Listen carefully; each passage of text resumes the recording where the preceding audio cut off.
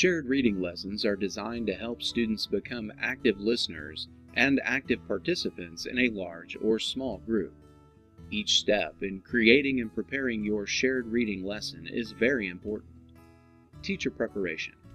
Shared reading must be well planned in order for children to benefit from this interactive instructional strategy. First, consider whether or not the book is suitable for shared reading. Books with repetitive text are very appropriate because they allow children to participate in the experience by repeating familiar words or lines from the text. Also, stories that are predictable are a great resource for shared readings because they allow the student to think about what might be happening. Suggested books for shared reading include Where the Wild Things Are, The Three Little Pigs, The Little Red Hen, Brown Bear, What Do You See?, The Very Hungry Caterpillar, and Silly Sally. You want to choose a book that is appropriate for your classroom before reading. In the second step of a shared reading lesson, the teacher would provide the children with the activities before reading the book. Before reading activities should include any of the following: activating prior knowledge through graphic organizers such as KWL, webbing, or charts, previewing the book, scaffolding the reading experience, or establishing the purpose for reading. Pre-reading.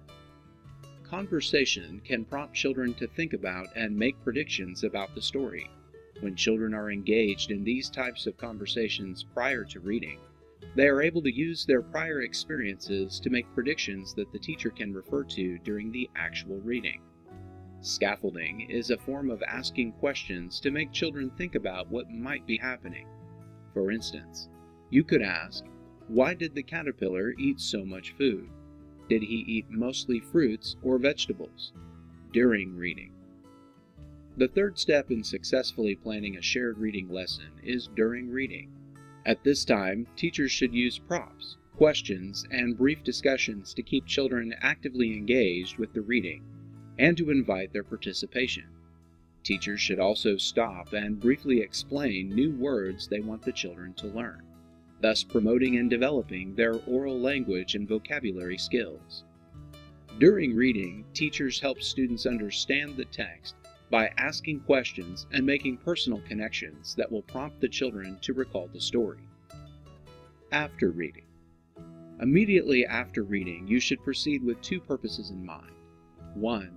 You want to engage the children in a discussion about the story in order to strengthen their language and oral comprehension. And 2. You want to teach new words to children. Conversation after a book reading can be about key parts, favorite words, connections to children's lives, related books, or classroom activities. The discussion could also be continued during center time. This is an excellent time to build knowledge of the book or subject being discussed from the shared reading lesson.